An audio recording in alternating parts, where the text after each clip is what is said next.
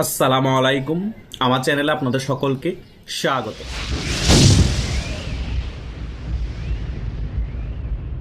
বাংলাদেশের প্রতিরক্ষা উপদেষ্টা খলিলুর যখন ভারত সফরে গিয়েছিল এবং অজিত দোভালের সাথে বৈঠক করেছিল, তখন আমি ভিডিওতে আপনাদের বলেছিলাম অজিত দোভালের সাথে বৈঠকের পরপরই খলিল যখন বাংলাদেশে আসবে, তারপরে অনেক কিছু পরিবর্তন হবে।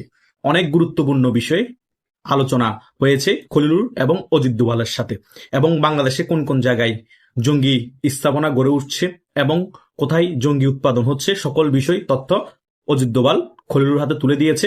এবং বাংলাদেশ আওয়ামী লীগের ব্যাপারও খুবই গুরুত্বপূর্ণ আলোচনা হয়েছে, এবং তিনটা সত্য খলিলুরকে অজিত দোভাল দিয়েছিল। খলিলুর কিন্তু ভারত সফর থেকে আসার পরপরই কাতার সফরে চলে যায়। কাতার সফরে চলে যাওয়ার পরপরই বাংলাদেশের রাজনীতির প্রেক্ষাপট আস্তে আস্তে অনেক কিছু পরিবর্তন হতে শুরু করে। আমরা খালি চোখে অনেক কিছুই কিন্তু এখনো বুঝতে পারছি না। এই গতকাল থেকেই একটা খবর নিউজ মিডিয়ায় চাউর হয়েছে এবং অনেক ইউটিউবারও বলছে, এবং আমরা অনেক গোপন সূত্রে জানতে পেরেছি, কাতারের দোহার মধ্যে ভারত, কাতার এবং আমেরিকার মধ্যস্থতায় আওয়ামী লীগের ব্যাপারে খুবই গুরুত্বপূর্ণ আলোচনা হয়েছে, এবং সেখানের মধ্যে আওয়ামী লীগের কিছু শীর্ষস্থানীয় নেতাও ছিল। এখন আলোচনা হলে লাভ কি? অনেকের প্রশ্ন। কোনো কিছুই তো দৃশ্যমান দেখতে পাচ্ছি না। এটা অবশ্য সত্য।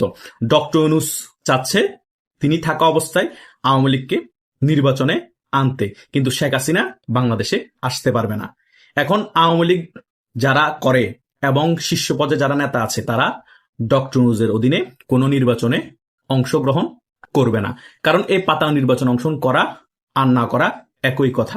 তাই বৈঠকের মধ্যে সবচেয়ে গুরুত্বপূর্ণ বিষয়ই ছিল ভারতেরও একই কথা এবং আওয়ামী লীগের ওই নেতাদেরও একই কথা। প্রথমে বাংলাদেশ আওয়ামী লীগের উপর যে নিষেধাজ্ঞা দেওয়া হয়েছে, সেই নিষেধাজ্ঞা আগে তুলতে হবে।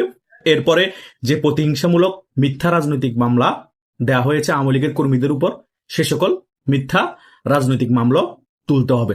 এবং শেখ হাসিনার নামে যে মিথ্যা ক্যাঙ্গারু কোর্ট চলমান বিচার চলছে, সেটাও কিন্তু বাতিল করতে হবে।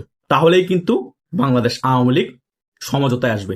তা না হলে বাংলাদেশ আওয়ামী লীগ সমঝোতায় আসবে না।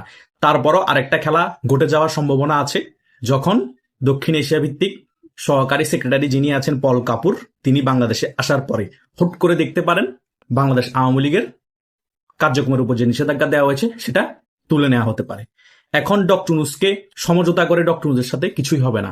এখন গায়ের জোর দেখিয়ে ডক্টর ইউনূসকে প্রেশার খাটিয়ে অনেক কিছু করতে হবে। তা না হলে বাংলাদেশ আওয়ামী লীগ ফিরে আসা সম্ভব, কিন্তু দেরি হবে। ভারত কূটনীতিকভাবে যত কিছু করার, যত কিছু প্রেশার দেওয়ার ডক্টর ইউনূসকে এই ১.৫ বছর ধরে দিয়ে যাচ্ছে।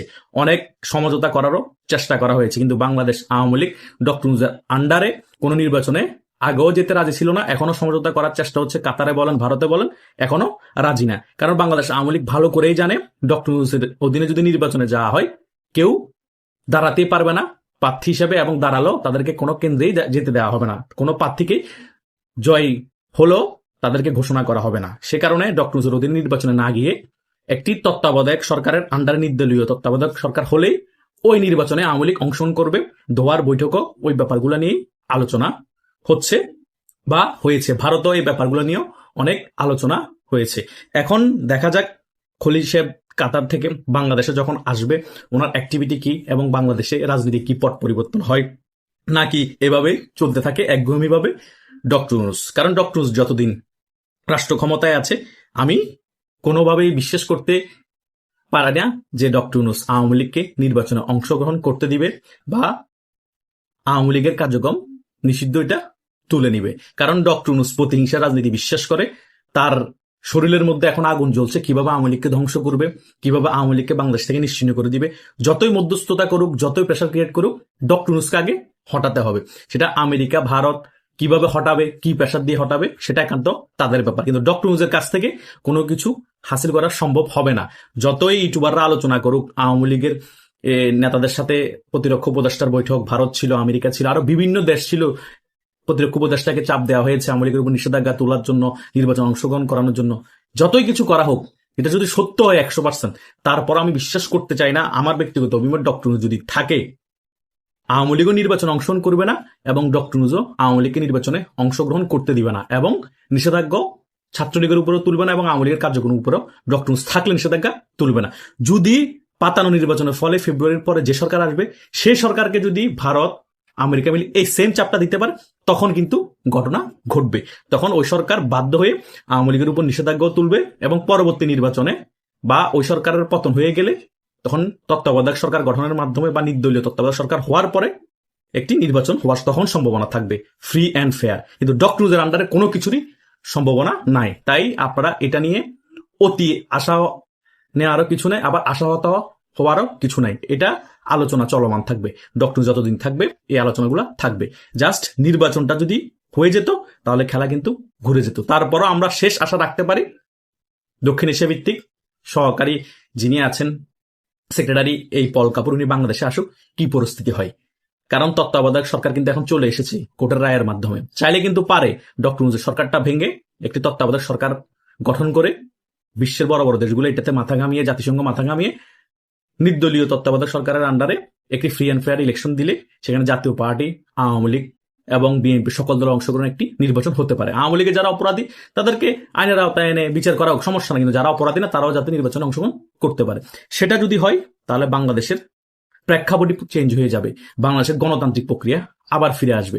কারণ বাংলাদেশে এখন যে পরিমাণ প্রতিহিংসার রাজনীতি চলতেছে, গুম খুন হত্যার রাজনীতি চলতেছে, সেটা একটু পরিবর্তন হবে।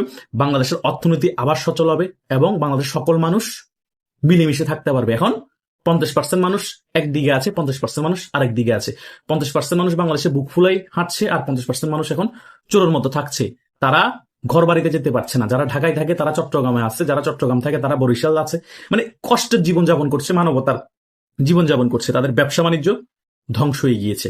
তাই কাতারের বৈঠক যেটা হয়েছে, ভারত, আমেরিকা, আওয়ামী লীগের শীর্ষ নেতা যারা ছিল 10 জন বলে অনেকেই অনেক ধরনের কথা চাওর হয়েছে।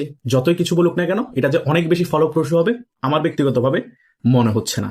কিন্তু নির্বাচনের পরে যদি এরকম বিষয়গুলো ঘটে, এরকম বৈঠকগুলো হয়, আমেরিকা, ভারত সহ যে সরকার থাকবে ওই সরকারের মন্ত্রীদেরকে বা ওই সরকারের প্রধানকে চাপ দেওয়া হয়, তখন কিন্তু অনেক কিছুই পরিবর্তন হওয়ার সম্ভাবনা থাকতো।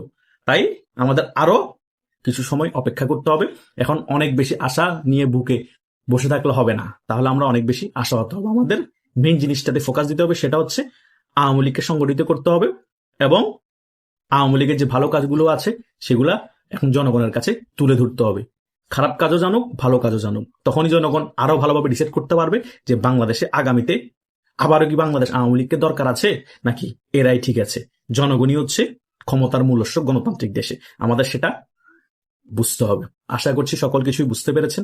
আপনাদের যদি কোনো মতামত থাকে কমেন্ট করে জানাতে পারেন। ধন্যবাদ সকলকে। আল্লাহ হাফেজ।